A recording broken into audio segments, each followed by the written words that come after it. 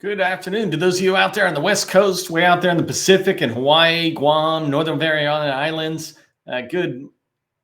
I don't know. Did I just say good afternoon to all of you? Good morning to all of you. Good afternoon to those of you here on the East Coast with me. That's what happens when I'm just sitting around waiting for noon to hit so I can start and go live. I just got too much energy. Okay, today we're going to be talking about tripling your federal revenue. Hopefully that's a good topic for everybody. I've tackled this topic multiple times in the past. Again, that's where you'll find it in the previous training. But specifically, I want to talk about this idea of getting your mindset around the government contracting being so much more than just prime contracting. And as we get into today's training, I want you to ask yourself, why are you in the federal market? Why are you trying to do any kind of sales, et cetera? Sometimes I run into people, they just want to prime. And I'm like, well, why do you want any business at all? I put down a couple of ideas, right? If you're trying to build a generational business, it doesn't need to be only prime contracts. It can be primes and subcontracts. Really, the only reason, just as a complete aside, the only reason that I ever say you must prime is if you want to sell your company. If you're going to sell your company, prime contracts, contract vehicles are the most attractive things to buyers. But if you're building a company and you're building it up and getting it strong, then spreading that out is never a bad thing. If your goal is to make more money, just increase your revenue, right? Is your goal to hire more people so you have back office people who can help you build the company? You're not doing it all by yourself, but you got experts there. You're hiring subject matter experts who can help you build a company around a particular core competency, right? Maybe that's what you want for your business, is to really build up a company that is known for a core competency like Microsoft 365 or SharePoint or construction services, whatever it is. Maybe you want to build bigger and bigger contracts or win bigger and bigger contracts, right? Well, a combination of your subbing and priming will add to it, but also subcontracting will get you in the door. And the last one is when you think about why you're trying to do anything you do on a daily basis around sales in the federal market, maybe you're just trying to get into agencies. And getting into agencies is far easier when you ride the coattails of somebody else than it is prime contracting. And then you're in, and then you come back and prime, right? So there's all these reasons around it. But as we go forward, I want you to think to yourself, as you're seeing the three different streams that I'm going to talk about, why are you doing what you're doing? What are your goals beyond just a dollar goal, right? What are some of the goals and things you're trying to achieve? Today, on the topic of the three streams or the three ways you can triple your federal revenue or see 3 times as large federal revenue dollars coming in, it's going to come down to subcontracting under small businesses, prime contracting with federal agencies, and then subcontracting under large businesses. Those are the 3 paths to federal money. That's the only place money comes from. And what I'm going to try to convince you in today's training is don't just pick one of these paths. You should have a plan for all 3 of them. If you don't know who I am, my name is Neil McDonald. I'm the president of the GovCon Chamber of Commerce. I want to welcome you to my federal training where I provide tips for success as a way to succeed. I've been a small business owner for 20 years. I've been a small business owner in the federal market. And since 2018, I've been helping people like you know that government contracting is not a secret. It's just a process. Part of the process is going from A to Z, right? And if you follow that process, you can have repeatable, predictable results. That's what I want for you. I'm going to pause for 1 second. I'm asking you to put your company name and your core competency into the chat. Let others know that what your company is and what you sell as you're building the community. So today we're going to talk about 3 streams of federal revenue. I already alluded to this, right? But the 3 streams are subcontracting under small businesses, prime contracting with federal agencies, and subcontracting under large businesses. Just in case we got anybody brand new, subcontracting is just when you work on a team of some company that has won a contract with the government. So if company ABC has won a contract with HHS, they have the contract. They're the prime contractor. If you work with them, if you're part of the team, if you've got 2 people on their contract, that's called subcontracting, right? For the rest of us, we already know this. The thing that you want to keep in mind about these 3 revenue streams is that they go in this order. So if you're newer to government contracting, start on the left, work your way to the right. Start with the first stream, which is subbing under a small, and I'll talk about why in a minute, but then start moving forward.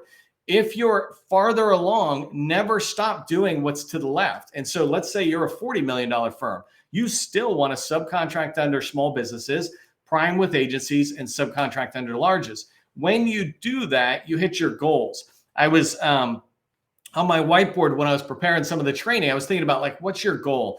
And let's say you're a $5 million 8A firm and you want to go to 10 million, right? One of the things that 8A or SBA puts on 8As is that you must diversify some 8A contracts and some not 8A contracts. Well, when you prime with an agency and go after 8A contracts, that's the 8A priming, right?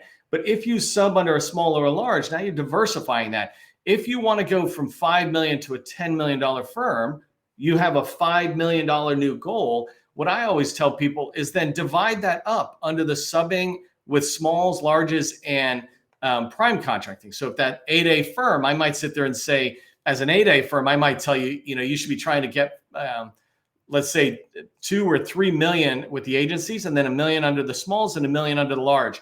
Whatever you do, take your goal and spread it across all 3 streams so that you can hit it. Just to stretch that example, sometimes I will double it. If I have a $3 million goal for next year, then I might say 1 million, 1 million, 1 million, right? But I might double that and say, look, my goal is really 2 million under smalls, 200 agencies, and 200 larges. I'm stretching that goal. So if I miss the goal, I still will hit my minimum goal of 3 million. So as you're planning out strategy, think about that. One quick thing before I move on is I have a really good training. It's a 5-year strategy training, how to create a 5-year strategy wheel or a strategic plan for your 5-year growth. And in there, I take these 3 streams and I talk about it in a whole different way, but I talk about how to lay it out on a single piece of paper so that everybody in your company can see where you're trying to get money and how you'll get money. For example, if you're subbing under larges, which larges do we expect to get that money from? So go watch that training if you haven't seen it. Okay, so let's talk about the first revenue stream. This revenue stream is subcontracting under small businesses. And just to give you some background on this, in 2022, roughly $159 billion went to prime contractors that are small businesses, right? So $160 billion going to small businesses already. And as you think about that, if you were not that prime contractor, you can come in as a subcontractor and try to get a piece of that $159 billion, right? Nowhere in any of my training ever am I saying you're going to get more money than you deserve. All of us deserve just a little bit more than we're earning today. So if we're a $2 million firm, a realistic goal for next year is 3 to 5, right? Even that 5 is kind of a stretch, but that's fine. I'm okay with 100% growth. But don't try to think that you're going to have, hundreds of percent growth each year. So if you have realistic goals, that's fine. And for most of us small businesses in this training, we're 20 million and below. And so when you think about 159 billion in spend that went to small businesses, you want to have a strategy that says in your company, how are we going to go get our 2 or 5 million from that pool, that stream of dollars, right? You should have a plan around that. And I'll talk a little bit about how to put that plan in place. Some of the advantages of subcontracting under a small, whether you're brand new or existing, is you can let them administer the contract. Obviously, if you're brand new, that totally makes sense, right? Let somebody else prime it, do all the main work, and you just come in and do your area of expertise and get revenue for that. But if you're farther along, let's say you're a $10 million firm or an 8A firm trying to grow, well, you're going after, and most of your energy or your back office energy might be focused on the prime contracts you're trying to go after. If you can team with some smalls, you can still grow your revenue, but basically they've got the big lift. You're going to participate on the proposal writing, et cetera. And then you'll focus on delivery, but you can focus your energy on the contract vehicles you're chasing for priming or prime contract task orders you're chasing, things like that. So an advantage of going after a small business to sub under is letting them just do a lot of the administrative activity.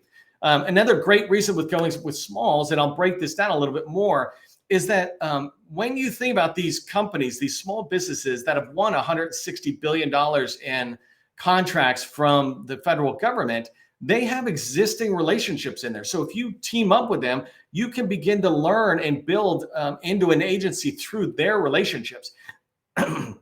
They have existing contracting officer relationships, which means the two of you can kind of go in and try to pursue additional work. And they've got existing contract vehicles. There's 8A Stars 3. I don't know if I mentioned it further, but 8A Stars 3 has 1,200 contract holders. That means 1,200 8A firms are in winning or potentially winning business on that one contract vehicle. So you can expand that to say, well, my target agency, who's on those vehicles I want to go. So there's a lot of good reasons on why to pursue that. I want to talk with you about when you think about going after small businesses to sub under, think about some minimum targets. First off, I would only go after companies that are doing 5 million or more in prime dollars. So go to usaspending.gov, do whatever searching you're doing. And when you look at the companies, make sure they're making $5 million or more in revenue in 2022, let's say. That's the last fiscal year we have a full year for. Make sure they're bringing in $5 million a year. And the reason I say that is because then there's potentially room for you to get on their team to grow. If they're below that, they might still be in that stage of, hey, we're just trying to grow ourselves, right? It does not mean you don't talk to people who are under 5 million. It doesn't mean you don't have relationships. I just defined the difference between a strategic target or teammate and just other relationships. And so in here, I want you to aim for $5 million or more. And then there's 5 groups of people that you want to be targeting, right? The typical overall small business could be any small business. And then you want to get at least one strategic teaming partner that's a HubZone small business, one that's a woman-owned small business, one that is a service-disabled veteran-owned small business, and one at least that is an 8A small business. And the reason is because if you're trying to subcontract and go after that 159 billion, much of that 159 billion was set aside to somebody.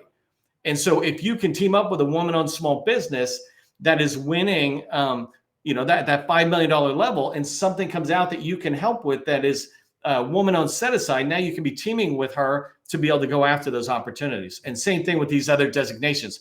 So you want at least one from each of these categories. As you mature and you have like a full-time salesperson, you want to get that up to at least 2 people, 2 different companies. So you have eight of those companies out there.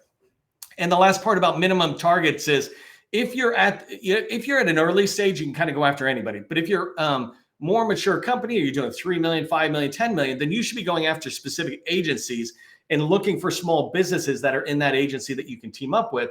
And so what you want to do is to look for strategic contract vehicles that are being used by the agency of your choice. We're helping a customer right now who's in our workshop, and they're in phase 2. There's 3 phases. And so phase 2 is targeting, and they're going after HHS. And just yesterday, we were working on, hey, here are the top IDIQs used in HHS. Here's the top BPAs. Here's the top GWACs, et cetera. These are all contract vehicles.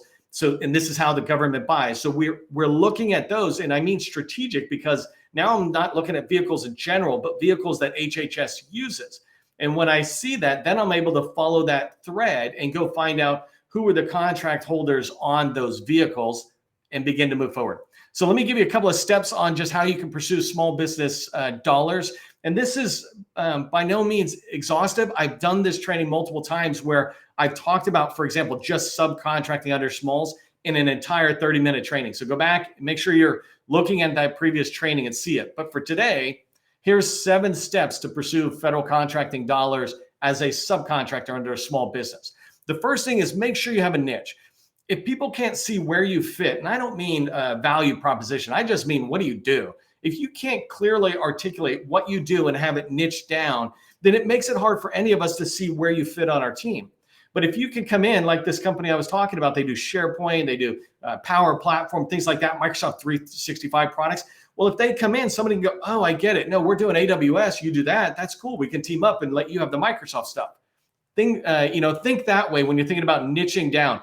Also, as you move forward, it's your work share. So if they're going after an opportunity, it's got 5 task areas or 10 task areas. You can look in there and see if one of those task areas fits your niche. So that's really important for number 1. So step 2, build a list of 200 small business prime contractors. This is targeting. When we teach the 7-step process for federal revenue success, step 2 is targeting, and that's building that list. If I'm working in HHS, I'll go to HHS and see which 200 small businesses have won in the last, let's say 2 years, 3 years. And I'll look in there and remember, I'm looking for those $5 million firms. But first you build that list of 200 firms. That's your targeting list, right? And then continuing that targeting, the ones that you like off that list, go to DSBS. This is step number 3. Go to DSBS, the Dynamic Small Business Search, and you can find the phone number, email, and name of the owner of that company.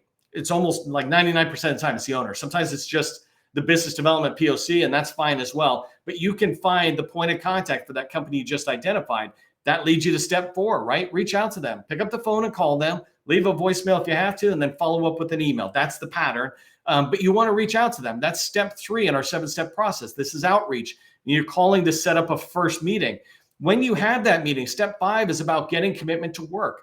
You're going to call 100 people, let's say, or 200 people, right? But let's use 100. It's easier. You're going to call 100 people. 50 of them are going to basically talk to you, and 50 of them basically will not. I say that some will, some won't. So what, right? And the so what part is the people who won't.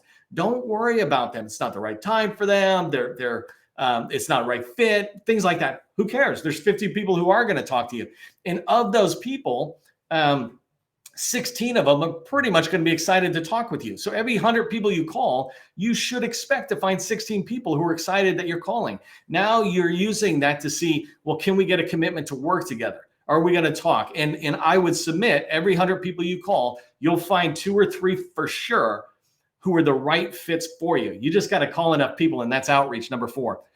So number 6 is schedule that 15-minute recurring meeting every 2 weeks. This is what I mean when I say, do you really want to work strategically together? So if I get you to sign an NDA that commits you want to work with me, if you schedule a recurring meeting, now you're really committing to that relationship and building that relationship. If I find the other person is hesitant, well, why don't we wing it? I'm like, okay, thanks. You're in that, later area, maybe not on the other side of the bell curve, but you're certainly on the late side of the positive side. I want somebody who goes, oh no, recurring meeting sounds good. Let's not leave this to chance. Let's proactively build our relationship. And the last step, number 7, is as you're working with these people, identify 7 to 10 opportunities at any given point as you move forward. And for small businesses, you're looking, let's say 2 million plus, and I'm trying to train to people at all different levels, right? So if you're a $20 million firm, you can definitely be aiming for much larger contracts to go after with other smalls. I have small business customers we support that go after numerous opportunities that are 250 million and more. So, everybody's at a different range, but you want to identify opportunities with that person and say, let's keep building that relationship. You come together every 2 weeks for 15 minutes and say, hey, let's look at the pipeline, anything moving forward on this. You're doing your activity, right? I'm not trying to teach you capture or relationship building at the moment, but you get the point. So that's revenue stream number 1, subcontracting under a small business. As you progress in organizational experience and maturity, revenue stream number 2 opens up for you, right? And this is prime contracting with a federal agency. One of the biggest mistakes small businesses make is we try to go prime contracting or go to knock on large doors too early.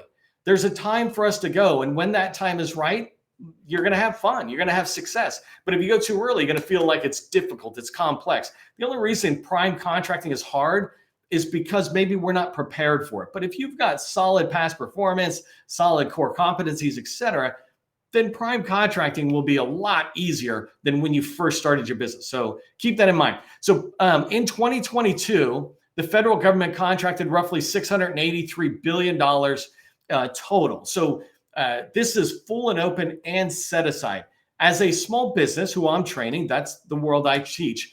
As a small business, you have access to all 683 million or billion, excuse me, but not all of it fits for your company, right? So don't even see that.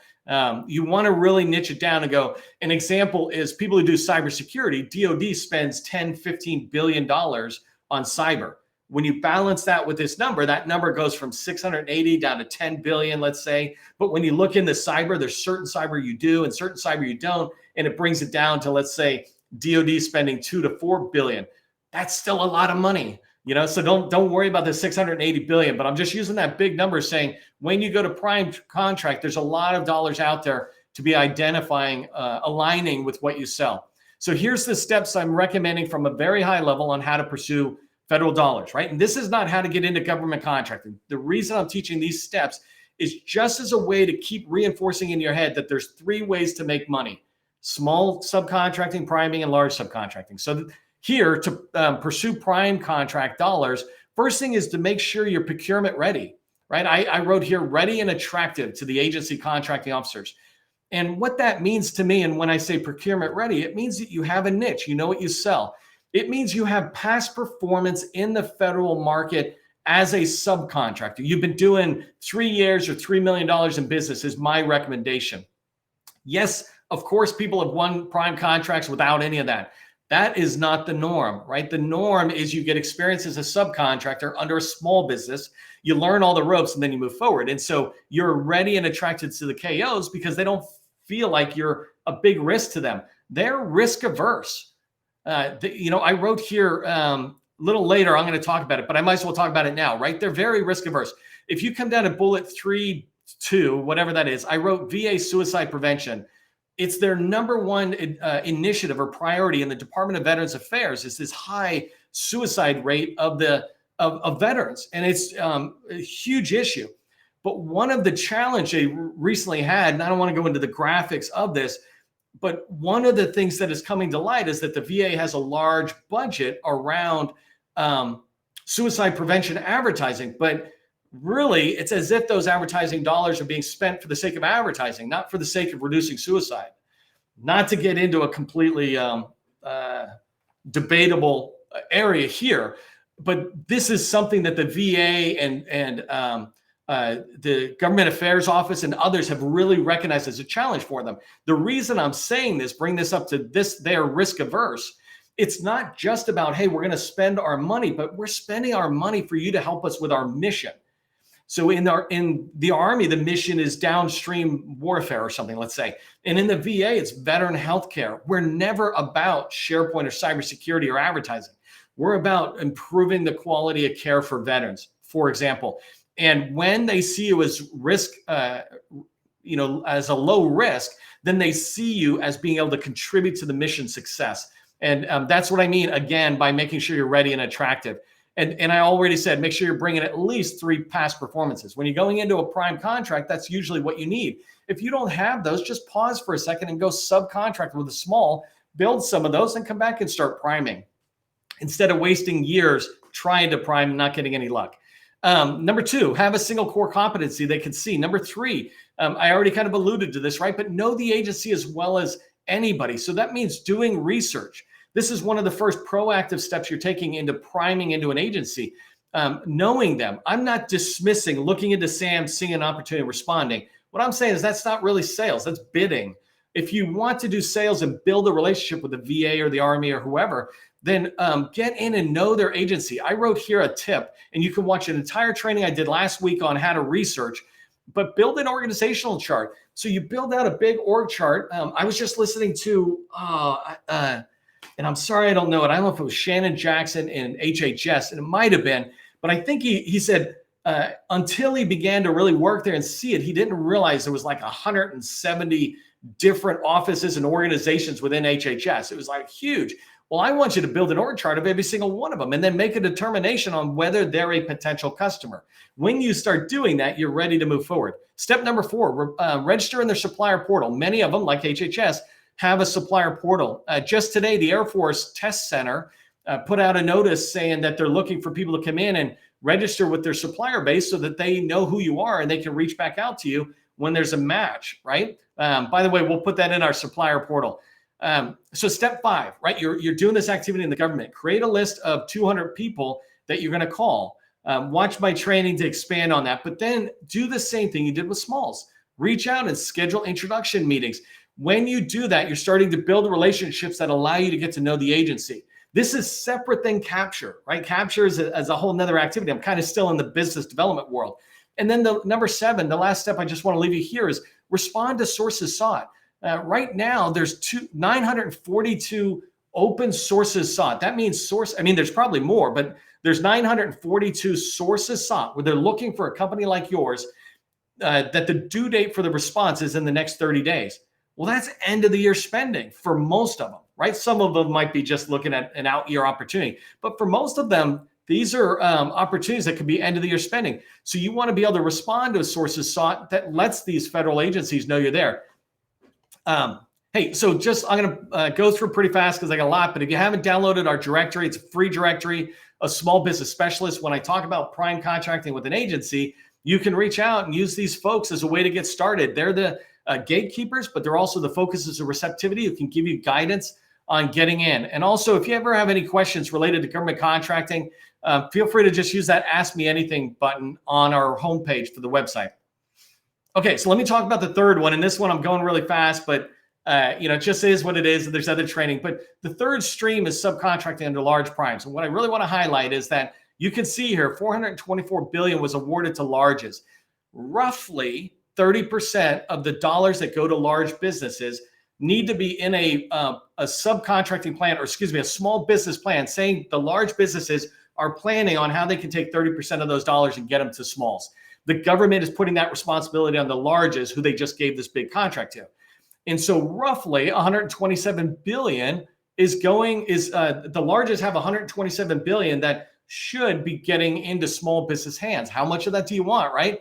And what I put here is there's 127,000 opportunities for $1 million subcontracting a year. You need to sit there and be some company that's attractive to the largest to be able to go after this, and never approach them and say, hey, you need to give it to us because you got a small business plan. But if you are attractive, what I put here again, ready and attracted to the large firms, if you have that solid niche, you come in and say, hey, we do artificial intelligence, we do Power Platform on the Microsoft 365 platform, then they're going to be attracted to you. They'll understand it. And so I put in some steps here, same as outreach. You can watch that training. But what I wanted to get to is number 7. Make sure you get a commitment to work together, and then schedule a 15-minute meeting that happens every 2 weeks. I have these kind of meetings all the time where it's a meeting with a large prime and we're talking about capture opportunities. You want to be able to get to that stage. If you're a business that has past performance and agency intimacy, then they're going to want to work with you. And the last thing I was talking about is make sure you're meeting with new people at those largest. Once you're in, you have this ability to organically walk the halls, if you will, going from an Air Force relationship you have to Army or to education. I did want to put down, by the way, number 9 says identify 5 to 10 key opportunities. I have a friend who's at a large business. I just want you to understand the perspective. He doesn't even get a real full proposal team on any opportunity unless it's above 250 million. If it's below 250 million, him and a couple other people have to come together and write it. That's how drastic that kind of thing is. Those people are always looking for really good small business teaming partners. So just remember, if you want to triple your revenue in the federal market, have a plan to go after subcontracting dollars under small businesses, prime contracting with federal agencies, and pursuing subcontracting under large businesses when you get to that stage. And always do all 3 of them once you hit a certain stage of maturity. Never avoid any of them because they're all great. Just for everybody, remember, government contracting, it's not a secret. It's just a process.